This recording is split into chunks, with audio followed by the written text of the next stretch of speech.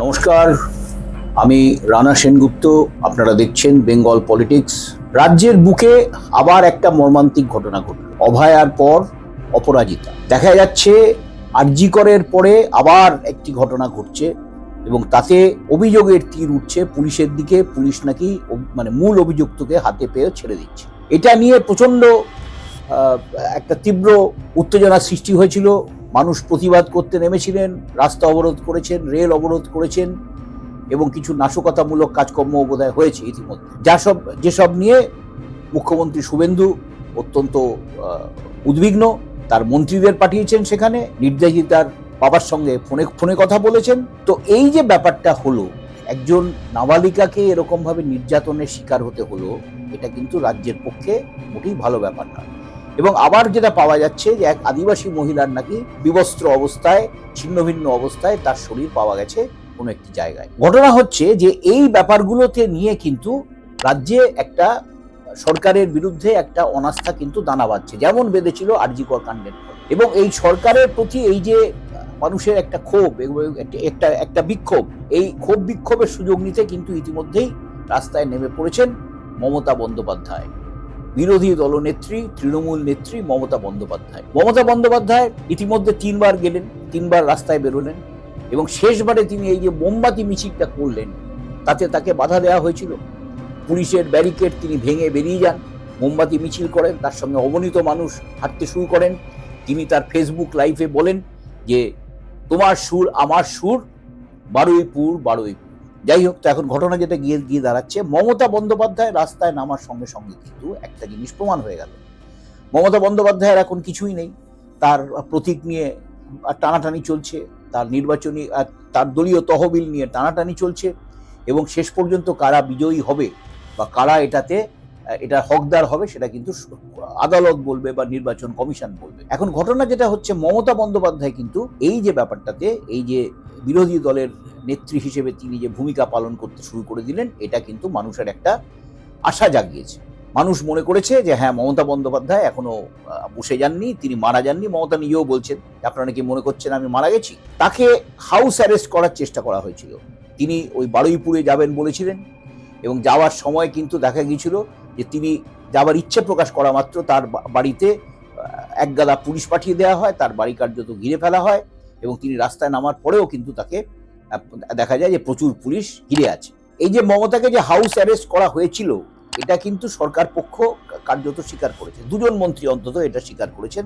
এক, দিলীপ ঘোষ, তিনি বলেছেন মমতার নিরাপত্তা দেওয়ার জন্যই আমরা তাকে বাড়ি থেকে বেরোতে দিচ্ছি না, চারিদিকে তো ডিম ফিম মারছে, হ্যাঁ, যদি মমতাকেও কেউ মেরে দেয়, এই জন্য আমরা তাকে বেরোতে দিইনি। অগ্নিমিত্রা পাল আবার বেশ সুর চড়িয়ে বলেছেন, মমতাকে এক হাত নিয়ে বলেছেন, এতদিন তো আপনি কোথাও যাননি, একের পর এক ধর্ষণ হয়েছে, একের পর এক নারী নির্যাতিত হয়েছে, তাদের ব্যাপারে তো আপনি কখনো ছুটে যাননি, আজকে কেন যাচ্ছে? তো সেই জন্য যাতে আপনি গিয়ে ওখানে উস্কানি দিতে না পারেন, সেই জন্য আপনাকে আমরা ঘিরে রেখেছি, হাউস অ্যারেস্ট করে রেখেছি। কিন্তু যেটা দেখা যাচ্ছে এই মুহূর্তে, মমতা বন্দ্যোপাধ্যায়কে যে হাউস অ্যারেস্ট করে রাখা হয়েছে সেটা প্রমাণ হয়ে যাওয়ার পরে কিন্তু এটা নিয়ে অনেক দূরে জল গড়াবে। এই জল কিন্তু আদালত অব্দি গড়াবে। এইভাবে অগণতান্ত্রিকভাবে কাউকে হাউস অ্যারেস্ট করে রাখা যায় না যদি তার বিরুদ্ধে কোনো নির্দিষ্ট অভিযোগ না থাকে। এদিকে মমতা বন্দ্যোপাধ্যায় কাল যে মোমবাতি মিছিলটি করলেন, তাতে আমরা দেখলাম প্রচুর লোক অংশগ্রহণ করলেন এবং তাতে রীতিমতো জাস্টিস ফর বারুইপুর বলে একটা স্লোগান উঠতে শুরু করলো।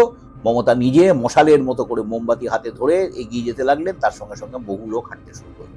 মমতা হয়তো খুব বেশি দূর যেতে পারেননি, পুলিশ তাকে খুব বেশি দূর যেতে দেয়নি, কিন্তু যেটা দেখা গেল সেটা হচ্ছে যে মমতা কিন্তু ওরই মধ্যে একটা সাড়া জাগালেন, ওরই মধ্যে কিন্তু একটা ঘটনা ঘটালেন। তিনি প্রমাণ করলেন যে না, আমি কিন্তু আছি, রাস্তায় আছি।